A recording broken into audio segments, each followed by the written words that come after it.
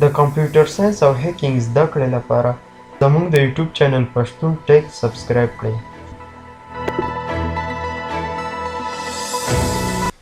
انټرنیټ څه ده؟ دوهمه برخه ده.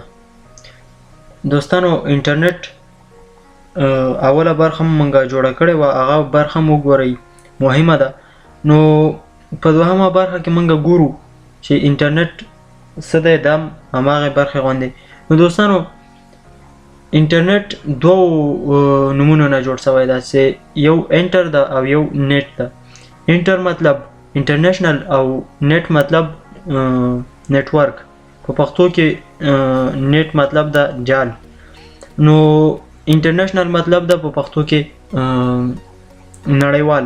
نو دوستانو دې مطلب څه؟ نړیوال جال.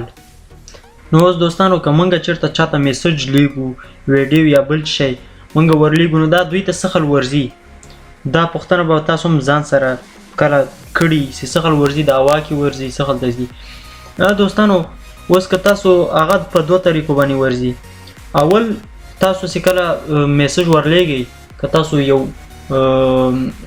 کمپیوټر ته ناست یو، هغه کمپیوټر یو کیبل ورته راغلی که نه، نو هغه کیبل باندې ځي. او که چېرته بیا تاسو په خپل موبایل کې اخ کوئ، یا هغې کې وای فای سره کنیکټ وي، یا 3G 4G یا 5G انټرنیټ پکې. نو 5G اوس راوتی دی، که تاسو چېرته خیال کړی نو نوم به مو اورېدلی. نو دوستانو دا مونږ میسج دی نه ځي، او دا نور له دغه نه فریکانسي ورته وایي، هغه په هوا کې داسې یو شی ده چې مونږ هغه نه محسوسوی سو، نه لیدی سو.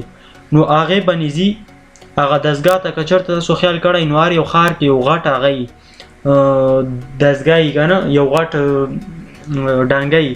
نو هغې ته ځي، هغې نه هغه بیا په نړۍ کې که نه ټول هغه کې هر یو ښار نه بل ښار ته، په دې یو براعظم نه بل ته که نه، نو په سمندرو کې او په دې هغه کې غټې غټې کیبلې لاړې تېرې کړي یو هېواد نه بل ته دې ته. نو دغه دې غټې ډانګې ته ځي او ډانګې نه کیبلې لاړې. نو که تاسو ملګری اوس یو بل ښار کې او تاسو هغه ته یو میسج ورلیږئ، نو دا اول ځي تاسو د په دې فریکانسي کې ځي که نه، مطلب هغه سره که ما وخت فریکانسي باندې به هم بل درس انشاءالله درکو چې صحیح پوه سئ چې فریکانسي څه ته وایي. نو هغې باندې ځي هغه غټې ډانګې ته. نو هغه ډانګې نه بیا په هغه په کیبلو کې ځي، او هغوی ته اټومیټک سیسټم وي چې وله پلانکي کس ته لیږي او پلانکی کس، نو د هغه لوکیشن یا د هغه پوزیشن یا د هغه ځای چې چېرته ده، نو هغه دوی ته معلومي. انټرنیټ کې ډایرکټ ورته معلومات کېږي موبایل کوم ځای کې ده. نو هغې نه یې هماغلته د هماغه ښار هغه ته ورلیږي ډانګې ته. هغې نه بس ډایرکټ ځي په همدې فریکانسي کې، لکه څنګه تاسو نه لاړ هغه ته هغه کس ته ورځي، نو هغه یې ګوري.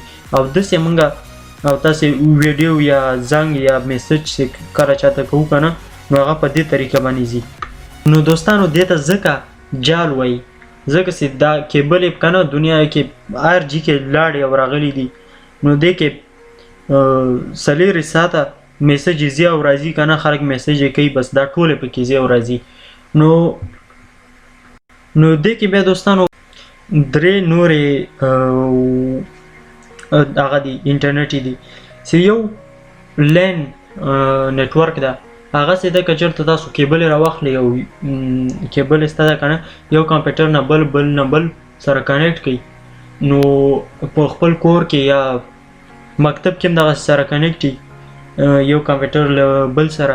نو هغه یو نه تاسو بل ته میسج یا څه لیږئ سئ یو کمپیوټر نه بل ته، نو دې ته وایي لین نیټورک.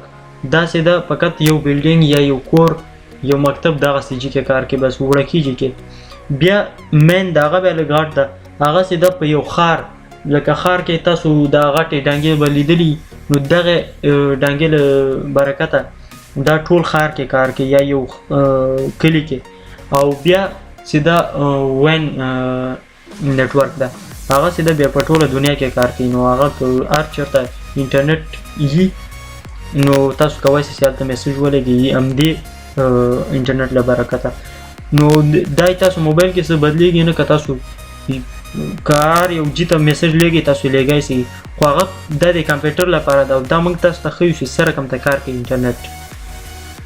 بیا نو دوستانو دې کې بیا رقم دغه انټرنیټ یې که نه مطلب اوس یو 3G څه هغسې ده. اوس که چېرته تاسو خیال کړی کوم ځای نه تاسو میسج لیږئ او هغې ځای نه تاسو میسج نه ځي هلته سیده دا سیګنل صحیح کار نه ورکوي فریکونسي دومره نه وي نو هغه ډانګه صحیح تاسو نه لري ځکه صحیح کار نه کوي. نو که تاسو چېرته هغه بیا هغه پورې هم تاسو په انټرنیټ پورې هم اړه لري ځکه که چېرته تاسو انټرنیټ 3G نو هغه به صحیح کار نه کوي. نو بیا که چېرته تاسو 4G هغه بیا سپیډ لږ زیات لري که نه. اوس 5G راوتی ده نوم به م اورېدلی او بعضې هېوادونو کې سته ځم نو هغسې ده هغه بیا بیخي ډېر تیز کار کوي. نو هغه لرې جي کې هم بیا کار کوي سپیډ یې زیات وي که نه نو هغې باندې بیا زیات زر لېږل. نو دوستانو دا سو نننی درس دوستانو تاسو به وایئ چې ولې د انټرنیټ پورې دومره کلک نښته ده او انټرو کې وایي چې والا موږ کمپیوټر ساینس او هیکینګ یې موږ د یوټیوب چینل سره زده کوي. نو دوستانو دا یې دې لپاره ځکه چې د یو څه شي هیک کولو لپاره ځکه چې کار چې موږ هیک کوو دا په انټرنیټ کې هیک کوو نو د یو څه شي هیک کولو لپاره باید موږ د هغه شي باندې پوه شو چې هغه څه شی ده سره کوم کار کوي.